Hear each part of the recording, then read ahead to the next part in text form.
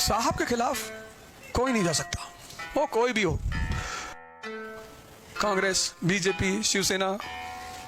Finally जो साहब कहेंगे वो सबको मानना पड़ेगा, कोई भी पॉलिटिकल पार्टी हो। सम्मान उनका सभी करते हैं, जीना भी तो है। कुछ लोग होते हैं ना, उनके दुश्मन भी उनके रिस्पेक्ट करते हैं और साहब ही कहते हैं लोग। एक सरदार जी ने एक थप्पड़ मार दिया था, गैलेक्सी चेंज हो गई कि this Galaxy is not for you. इसलिए जब भी सरकार बदलती है तो बहुत सारे लोग झंडा भी अपनी गाड़ी का बदल लेते हैं। किसी की मां ने दूध नहीं पिलाया है जो उस पूरे इंडियन सबकॉन्टिनेंट में जो वीडियो बनाकर उसको गाली दे दे। भीम सेना, परशुराम सेना, करणी सेना, किसी भी। कुछ लोग होते हैं ना, उनके दुश्मन भी उनके रिस्पेक्ट करते हैं। सो महाराष्ट्र में शरद पवार, कोई भी पॉलिटिकल पार्टी हो, सम्मान उनका सभी करते हैं, जीना भी तो है।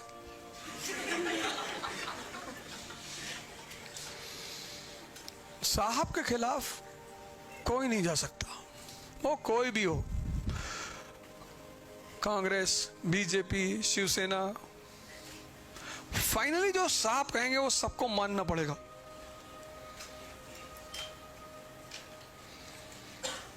तो महाराष्ट्र में जो सबसे पावरफुल पॉलिटिशियन रहा एक डिकेड में, पूरा एक 2-3 डिकेड, वो है शरद पवार।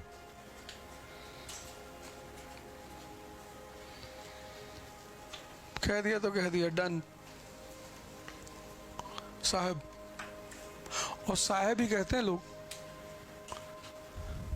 एक सरदार जी ने एक थप्पड़ मार दिया था, गैलेक्सी चेंज हो गई। वो एंड्रोमीडा उठा के उस पार कोई गैलेक्सी है, XC195 करके कुछ है, वहां भिजवा दिए सब कि this Galaxy is not for you. इसलिए जब भी सरकार बदलती है तो बहुत सारे लोग झंडा भी अपनी गाड़ी का बदल लेते हैं।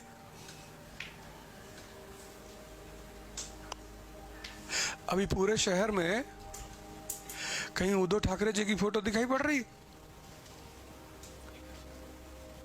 है ही नहीं। मैं मुंबई था कल, उनकी फोटो ही नहीं गई, गायब। यह है सरकार। गांवों में लोग क्यों लोगों की जिंदगियां बर्बाद हो जाती हैं?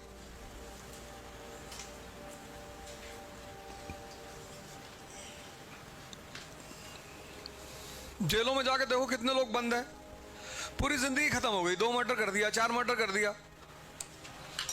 पूरी जिंदगी खत्म हो गई, पूरा जीवन जेल में बीत गया, घर बिक गया, जमीन बिक गई, सब कुछ बिक गया।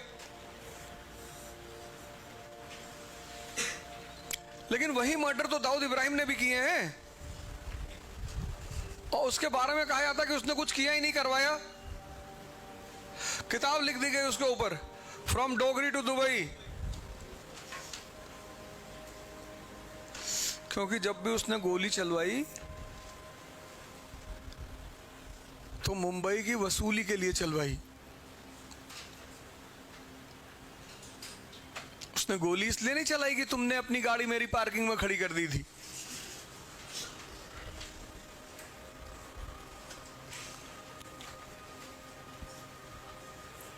कितनों का तो आइडियल है वो। उसकी बिल्डिंग गिराने के ऑर्डर आया था, किसी ने नहीं गिराया। किसी ने गिराई उसकी बिल्डिंग? पता नहीं कहां सब गायब हो गए। उसकी बहन जब तक जिंदा थी सारा हिसाब किताब वही देखती थी, हसीना पारकर।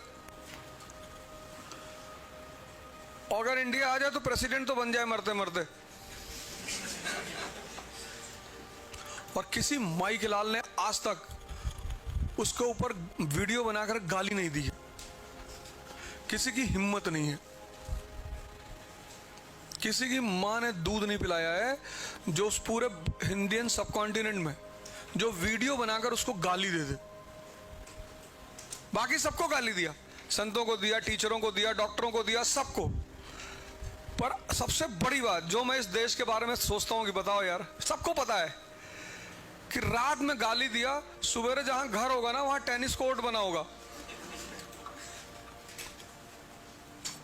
यहां कामले साहब रहते थे, नहीं नहीं वो तो 10 साल पहले चले गए थे।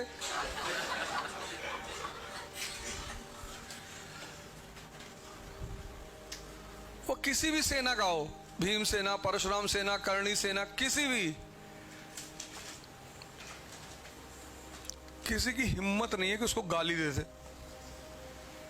इस तरह के लोग इस देश में रहते हैं।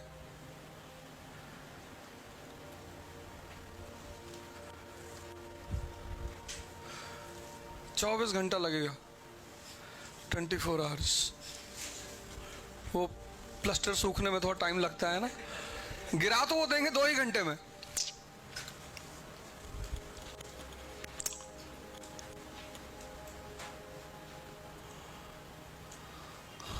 तो 2 घंटे का काम है, बाकी थोड़ा प्लास्टर करेंगे तो सूखने में टाइम लगेगा, उसमें 18 घंटा लगेगा, बाकी तो सारा काम हो जाएगा। ये हमेशा से रहा है, तुम टेंशन मत लो। बदतमीजी जो है ना वो हमेशा समझदार लोग करते हैं, अनपढ़ तो इनोसेंट होते हैं बेचारे। इस दुनिया में जितनी बदतमीजियां हैं वो सब समझदार लोग करते हैं।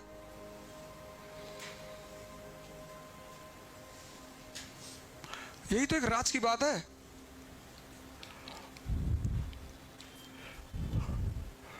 अभी तुम्हारा पापा अगर 100 रुपए घूस लेते हुए पकड़ गए तो बेचारे दोबारा ऑफिस नहीं जा पाएंगे।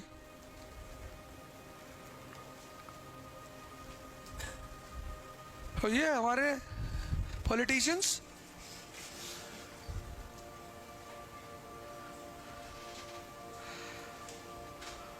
और हमसे कहते हैं honesty is the best policy.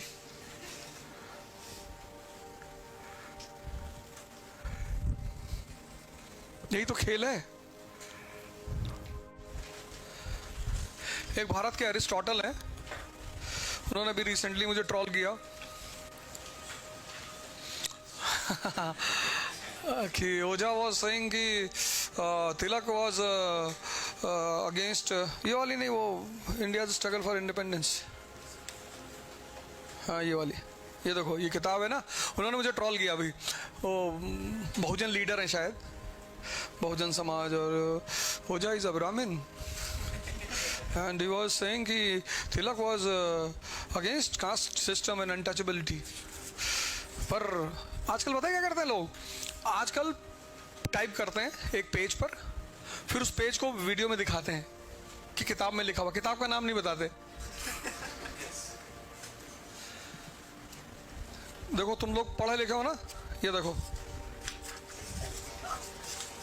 Aristotle है, वो डेली एक नया कांड लेकर आते हैं, new modern Aristotle of India. देश में जनता पढ़ती नहीं ना, किताब तो पढ़ती नहीं, तो उसको तुम कुछ भी समझा सकते हो। जैसे वो समझाते हैं कि मुस्लिम पॉपुलेशन बढ़ रहा है,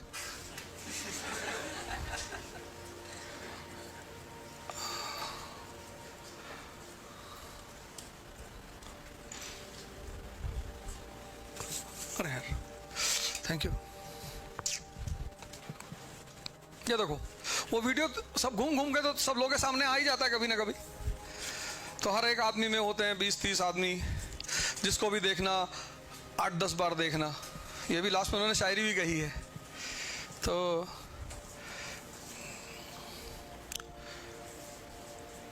देखो क्या कहा उन्होंने, पेज नंबर 162 तिलक पे, his stand on the question of non-Brahmin representation and on the issue of untouchability demonstrated that he was no casteist either. When the non-Brahmins in Maharashtra sent a separate memorandum to the government dissociating themselves from the demands of the advanced classes, Tilak urged those who oppose this to be patient. If we can prove to the non-Brahmins by example that we are wholly on their side in their demands from the government, I am sure that in times to come their agitation, now based on social equality, will merge into our struggle. To the non-Brahmins he explained that the real difference was not between Brahmins and non-Brahmins, but between the educated and the non-educated Brahmins. ये सब 162 page पे लिखा हुआ है, और ये India के press, government के प्रेस से प्रिंटेड किताब है। आगे सुनो क्या लिखता है वो आदमी, देखो। Tilak declared, if a god were to tolerate untouchability I would not recognise him god as well. ये देखो, ये लिखा है, ये if god were to recognise untouchability, अगर भगवान छुआछूत मानता है तो मैं उस भगवान को भी नहीं मानता। ये तिलक का स्टेटमेंट है, और गवर्नमेंट ऑफ इंडिया के प्रेस से छपी हुई किताब है ये।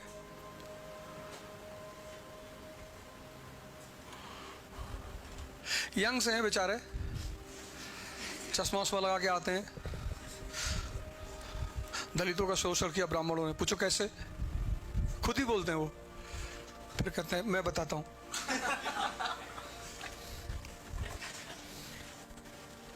ये देखो, ये किताब है विपिन चंद्रा की, गवर्नमेंट ऑफ इंडिया से प्रकाशित हुई, और पेज नंबर 162 पे लिखा है इसमें।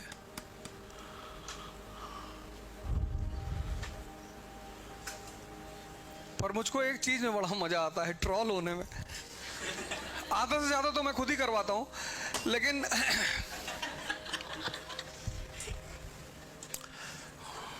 काफी दिन हो जाता है, मुझे सोचता कुछ हलचल नहीं हो रही यार, तो अपने ही किसी आदमी को बोल देता हूँ कि हाँ कर दे, ट्रॉल कर दे।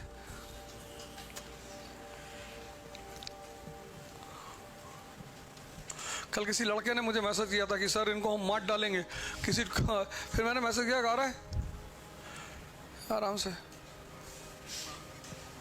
लड़ाई लड़ेंगे बॉर्डर के उस पार, इराक में बगदाद पे कब्जा करेंगे।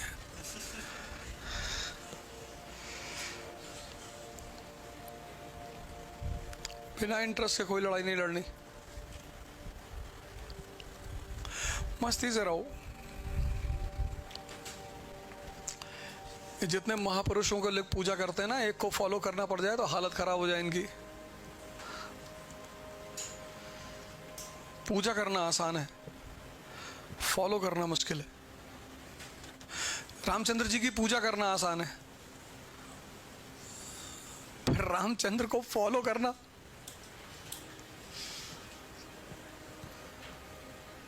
तो इस देश ने एक एस्केपिस्ट फिलॉसफी निकाली, पूजा करना। जिसने भी एक्स्ट्रा ऑर्डिनरी काम किया उसकी मूर्ति बना डाली कि भगवान। अब जिसकी तुम पूजा करने लगे तो तुम्हारे पास एक कॉन्सेप्ट आ गया कि भैया ये तो भगवान थे, भैया हम इंसान है भैया। तो तुम उस व्यक्ति को फॉलो करने से बच गए।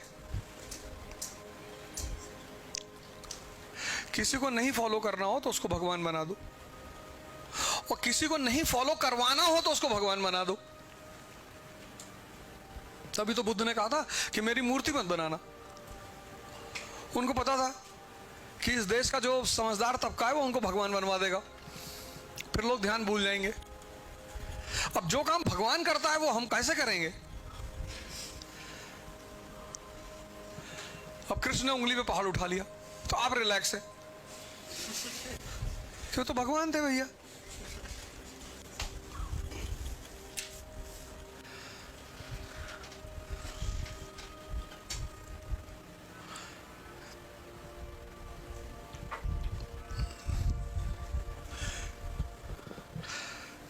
तो इस देश में बहुत कम लोग किताब पढ़ते हैं।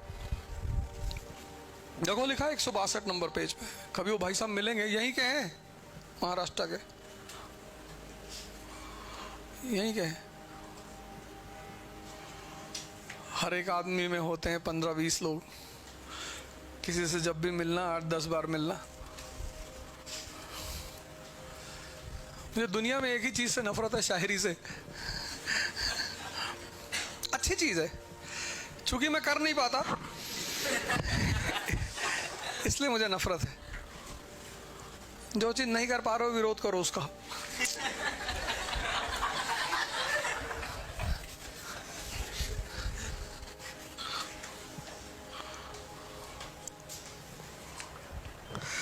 आम नहीं खा सकते हो तो आम की बुराइयां गिनाओ।